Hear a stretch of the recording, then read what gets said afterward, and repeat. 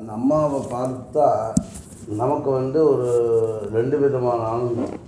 ஒன்று நம்ம தாயாரை பார்க்கணுங்கிற ஆனந்தம், என்ன இன்னொன்று முதல்ல நம்ம அம்மாவை நம்ம பார்க்குறோம் அப்படிங்கிற ஆனந்தம். நேற்று பார்த்துருக்கோம், முந்தா நேற்று பார்த்தோம், நாளைக்கு பார்க்க போகிறோம், அடுத்த நாள் பார்க்க போகிறோம், அப்படிலாம் பண்ணோம். துவாதச ஸ்தோத்திரம் இது. இந்த ஸ்லோகம் எதுக்காக சொல்லுறது அப்படின்னா, சுப்ரபாதம் தமிழ் தெரியுமா உனக்கு? கொஞ்சம் தெரியுமா? சரி சரி. சுப்ரபாதம் பாடுறதுன்னு, அதாவது எழுப்புறது. ஆண்டாள் ரங்கமன்னாரை எழுப்புறா பாட்டு பாடி. அதுபோல் ஒருத்தரும் பாட்டு பாடி சுவாமி எழுப்புவா. அந்த சுவாமி எந்தெந்த ரூபத்தில் இருக்காலோ அவளெல்லாம் எழுப்புறது. இப்போது ஒரு காலம்பரை தினம் அக்னியை இப்போது சமிதாதானம்னு ஒன்று பண்ணியிருப்பான். அக்னி பகவானை எழுப்புறதுக்கு உண்டான மந்திரங்கள் சொல்லி பண்ணுறான். அது சமிதானம் ஏதாவது பண்ணியிருக்கானா? அது தெரியுமா உனக்கு? எதாவது ஞாபகம் இருக்கார்ல? பரித்வாக்னே பரிமிர்ஜாமி ஆகுஷா தஜனேன சுப்ரஜா பிரஜகா பூயாசம்னு சொல்லி ஒரு மந்திரம். அது மாதிரி ஜலத்தில் கால் வைக்கும்போது காலங்காலத்தால் என்னென்னொன்று அந்த ஜலத்தை தொட்டு ஸ்பர்சம் பண்ணிவிட்டு அதை பூஜிக்கணும்னு. இந்த மாதிரி ஒன்று ஒரு தேவதைகள் அதில் இருக்கான்னு சாஸ்திரம். அது மாதிரி குரு அப்படிங்கிறவரில் இப்படி பசுவில் ஒரு பிராணியில் சகல விதமான தேவதைகளும் இருக்காளோ, அது மாதிரி குருங்கிறவருடைய அந்த சரீரத்தில் அந்த ஆன்மாவில் எல்லா தேவதைகளும் ஒடுங்கியிருக்கா. அந்த ஒடுங்கி இருக்கும்போது அந்த தேவதைகளை நம்ம இந்த ஸ்லோகம் சொல்லி அவளை பூஜை பண்ணும்போது அந்த தேவதைகள் எல்லாமே குரு ரூபமாக இருந்துட்டு அந்த தேவதைகள் எல்லாரும் நமக்கு அனுகிரகம் பண்ணுறா அப்படிங்கிறதுக்காக காலம்பரம் இந்த ஸ்லோகத்தை படித்தா நமக்கு எவ்வளோ ஜென்மாவில் பண்ணின ஏதாவது பாவங்கள் இருந்தாலும் போகும்.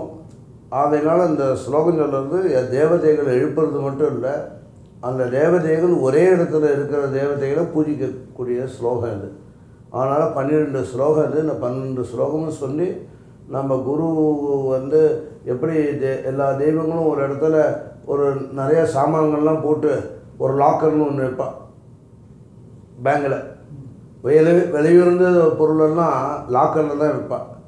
அதுக்குன்னு துணிமணி பிளாஸ்டிக் சாமான்லாம் கொண்டு போய் பேங்கில் வைக்க மாட்டான். அது மாதிரி விலையுறந்த பொருளை லாக்கரில் வச்சு பூட்டுற மாதிரி விலை மதிப்பில்லாத சுவாமியெல்லாம் வச்சு பூட்டி வைக்கக்கூடிய ஒரு பெட்டகம்தான் மகான்களுடைய மனசு. அந்த மனசில் எல்லா விதமான தேவதைகளும் அந்த இடத்துல தான் வச்சு பூஜை பண்ண முடியும். வேறு எந்த இடத்துலையும் சுவாமின்னு இருக்க மாட்டான். எந்த இடத்துல சுவாமி ரொம்ப பத்திரமாக இருப்பாலோ அந்த இடத்துல தான் மகான்களுடைய மனசில் ஆத்மாவில் எல்லா தேவதைகளும் ஒடுங்கக்கூடிய இடம். பேங்கில் லாக்கரில் வைக்கிற சாமானை நாம் கொண்டு போய் வைக்கிறோம். விலையுறந்த சாமான் நம்ம கண்ட்ரோலில் இருக்குது. ஆனால் எல்லா தெய்வங்களும் தன்னைத்தானே கட்டுப்படுத்தின்னு ஒரு இடத்துல ஒடுங்கக்கூடிய இடம், அடையக்கூடிய இடம், அடங்கி இருக்கக்கூடிய இடம் குருங்கிற பரமாத்மாவுடைய மனசுங்கிற குகைக்குள்ளே இருக்குது.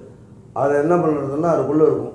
காலம்பரை இந்த குரு எப்போ அந்த குருங்கிற சரீரம், அந்த மனித சரீரம் எப்போ எழுந்திருக்கிறதோ, எப்போ இந்த சரீரம் எழுந்திருந்து தன்னுடைய வேலையை பார்க்குறோம், அப்போ இந்த தேவதைகள்லாம் இந்த குருவினுடைய ஹிருதயத்துலேருந்து அவள் அப்பப்போ எங்கெங்கெல்லாம் வந்தாலும் அங்கங்கே அந்த தேவதைகள் போயிடும். அது மாதிரி காலம்பரை குருங்கிற ஆத்மாவுக்குள்ளே அடங்கி ஒடுங்கி பிரகாசிச்சுட்டு இருக்கக்கூடிய தேவதைகள் தூங்கக்கூடிய இடம். இப்போ எனக்கு ஒரு பெட்ரூம் கொடுத்தாரு, நீங்கள் அங்கே போய் கணேஷ் நீங்கள் அங்கே போங்க, நீ எங்கே போ, நாம் எங்கே போகிறோம். ஒருத்தருக்கு ஒரு பெட்ரூம் இருக்குது. தெய்வங்களுக்கு ஒரு பெட்ரூம் எது அப்படின்னா மகான்களுடைய ஹிருதயம். அந்த ஹிருதயத்தில் தான் அவள் தூங்க முடியும். கோவிலில் பள்ளியில் இருக்கிற மாதிரி பள்ளியில்னா பெட்ரூம் அது. அது மாதிரி சுவாமிக்கெல்லாம் பெட்ரூம் எது அப்படின்னா மகான்களுடைய ஹிருதயம். அந்த ஹிருதய ஸ்தானத்தில் அவெல்லாம் தூங்குறதுக்கு அங்கே தான் இருக்கும். ஆனால் அவள் தூங்கி எழக்கூடியதான இடம் எதுவோ அந்த இடத்த மனசை நினச்சி நம்ம ஸ்தோத்திரம் பண்ணும்போது அந்த தேவதைகளை நம்ம ஒரே நேரத்தில் குரு மூலமாக எல்லா தேவதைகளையும் ஒன்று பார்க்குறோம், எல்லா தேவதைகளையும் பூஜை பண்ணுறோம், எல்லா தேவதையும் எழுப்புகிறோம், எல்லா தேவருடைய அனுகிரகமும் நம்ம வாங்கிக்கிறோம். அப்பேற்பட்டா நான் காலம்பரை இந்த ஸ்லோகம் சுப்ரபாதம்னா சுப்பிரபாதம்னா காலைன்னு பேர், சுப்ரபாதம்னா குட் டே, நல்ல நாள், அதுக்கு பேர் சுப்ரபாதம்னு பேர்.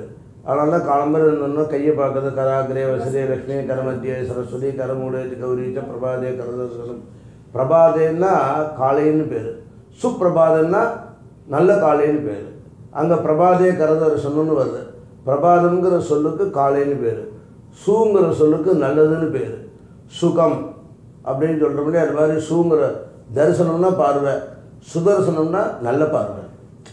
ஆனால் தான் சுதர்சனம் ஆழ்வார் மகாவிஷ்ணுவர் சொல்லும்போது நல்ல பார்வையுடையவர், 1000 கண்ணு இருக்குது, 1000 கூர் உள்ள சக்கரத்தை அவர் வச்சுருக்கார் கையில்.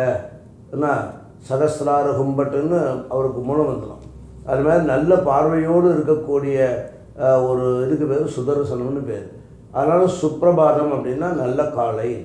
அப்படிங்கும்போது அந்த பொழுது வெடியும் போது எல்லா தேவதைகளும் இப்போ நீங்கள் பாடின பாட்டை கேட்டுவிட்டு அந்த தேவதைகள் வெளியில் போகிறார்.